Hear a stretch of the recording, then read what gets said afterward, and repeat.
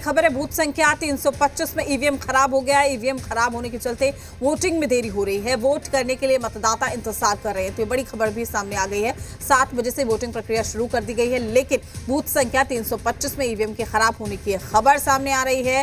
तो बड़ी जानकारी किशनगंज से ये बड़ी खबर आ रही है। बूथ संख्या 325 में ईवीएम खराब है। ईवीएम खराब होने के चलते वोटिंग में देरी हो रही है। वोट करने के लिए मतदाता इंतजार कर रहे हैं। तो आपको बता दें कि दूसरे और अंतिम चरण के लिए मतदान वही लगातार हमारे साथ हमारे सहयोगी रजनीश भी बने हुए हैं। रजनीश, आज भी कई ऐसे दिग्गज हैं जिनकी किस्मत का फैसला जनता करेगी, लेकिन अब देखिए एक के बाद एक खबरें भी निकलकर सामने आई हैं कि ईवीएम में अब खराबी की खबर आ रही है। मतदाताओं को इंतजार करना पड़ रहा है।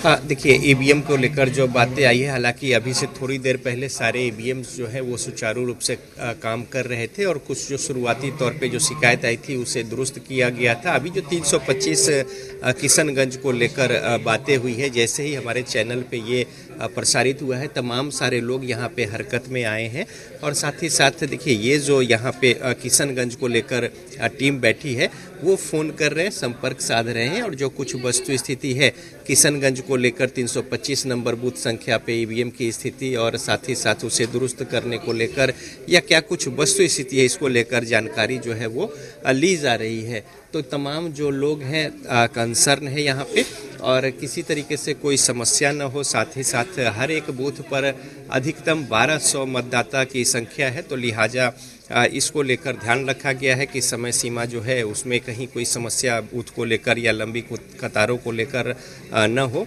इसके अलावा अगर बात करें तो कई जो दिग्गज है, जिस तरीके से आपने चर्चा भी की यहाँ पे, उनकी किस्मत जो है उनका फैसला आज होना है। मतदाता अपने मताधिकार का प्रयोग कर रहे हैं और इस कड़ी में आप देखें तो 2 पूर्व उप मुख्यमंत्री यानी कि बेतिया से रेणु देवी, इसके अलावा कटिहार से तारकिशोर प्रसाद और साथ ही साथ करीब जो मंत्री हैं बिहार सरकार के, इन संबंधित जो क्षेत्र आज जहां पे 122 विधानसभा सीटों पे चुनाव हो रहा है, तो तमाम सारे लोग, चाहे वो बात कर ले चैनपुर से जमा खान अल्पसंख्यक कल्याण मंत्री हैं, इसके अलावा अमरपुर भागलपुर जिला में जो जयंत राज बिहार सरकार के मंत्री हैं, इसके अलावा यदि बात करें तो चकाई से सुमित सिंह जो है उनका आज किस्मत का फैसला होना है। साथ ही साथ यदि बात करें तो जो उद्योग मंत्री रहे हैं बिहार में नीतीश मिश्रा, उनके किस्मत का भी फैसला आज होना है। उनका उम्मीदवार है और जिस तरीके से चुनाव आज हो रहा है इस बाबत, तो तमाम जगहों पे जिस तरीके से बड़े चेहरे जो हैं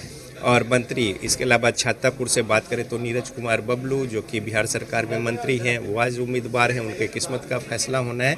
तो तमाम इन जगहों पे बिहार सरकार के जो मंत्री और कई सारे दर्जन भर से ज़्यादा पूर्व मंत्री हैं वो महत्वपूर्ण और साथ ही साथ कई दूसरे सेलिब्रिटी भी हैं। इसके अलावा जगह जगह पे मतदान भी उसी तरीके से, और आज जीतन राम मांझी जो है वो मतदान करेंगे। साथ ही साथ गया से मंत्री जो है प्रेम कुमार, उनके किस्मत का फैसला आज होना है। तो ये भी हाई प्रोफाइल सीट है और बिहार सरकार के मंत्री प्रेम कुमार जो हैं उनकी किस्मत का भी आज फैसला होना है। तो कई सारे महत्वपूर्ण जो उम्मीदवार है, साथ ही साथ जिस सीटों पर नज़र बनी हुई है, एक बार हम कैमरे की नज़र से दिखाएं कि क्या कुछ वस्तु स्थिति है यहाँ पे।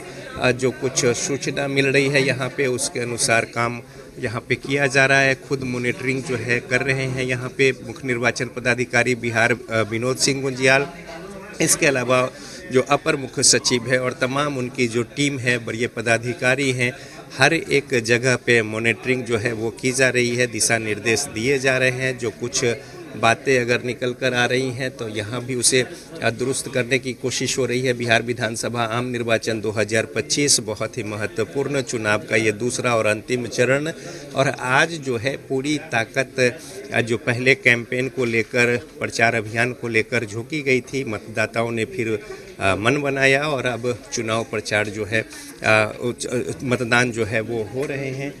तो लिहाजा अब कमांड एंड कंट्रोल रूम में क्या कुछ वस्तु स्थिति है वो हम अपने दर्शकों को दिखाएंगे, लेकिन उससे पहले सुरक्षा के चाक चौबंद व्यवस्था के बीच थोड़ी हम फीडबैक ले लेते हैं। 325 किशनगंज का क्या कुछ स्थिति रहा है? Kishanganj 3 number team 3। और देखिए टीम 3 जो है वो लगी हुई है यहाँ पे, और तमाम सारे लोग जो हैं 325 किशनगंज में जो ईवीएम को लेकर बातें आई थी उसको दुरुस्त करने को लेकर यहाँ पे कोशिश हो रही है। और साथ ही साथ जो कंट्रोल एंड कमांड रूम है उसके जरिए वेब कास्टिंग जो हो रही है हर एक बूथों पर वहाँ पे नज़र रखी जा रही है। और ये देखिए ये कंसर्न जो जिला है और जिला में जो नियंत्रण कक्ष है वहाँ से संपर्क साधा गया है, और साथ ही साथ त्वरित तौर पे अगर कुछ समस्या है, कुछ ऑब्स्टेकल्स है तो या फिर तकनीकी खामियां हैं, किस तरीके से उसे दूर करना है या फिर रिप्लेस करना है, इन तमाम बातों के मद्देनज़र यहाँ पे पूरी टीम जो है फौरी तौर पे कार्रवाई को लेकर सुबह से ही बैठी है।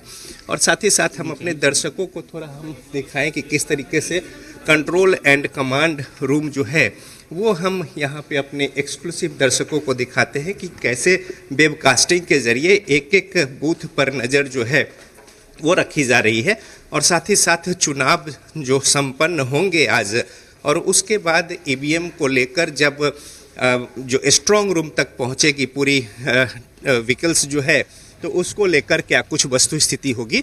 और ये जो यहाँ पे देखिए कमांड एंड कंट्रोल रूम है, और यहाँ पे अंदर में जो वस्तु स्थिति है, कैमरे जो लगे हुए, वेबकास्टिंग हो रही है, और उसके जरिए चुनाव आयोग दिल्ली जो है यहाँ के कैमरे की नज़र से और पूरे सिस्टम की नज़र से नज़र बनाए हुए है और पल पल की खबर जो है वो ले रही है। तो एक बार ये देखिए ये जो कमांड एंड कंट्रोल सेंटर, और यहाँ पे चीफ इलेक्टोरल ऑफिसर बिहार का ये कार्यालय, और साथ ही साथ हर एक बूथ पर नज़र जो है कैमरे की नज़र से और निगरानी जो है वो। रजनीश, और अभी हम अपने दर्शकों को दिखाएंगे कि किस तरीके से। चलिए बात कर लेते हैं पूर्णिया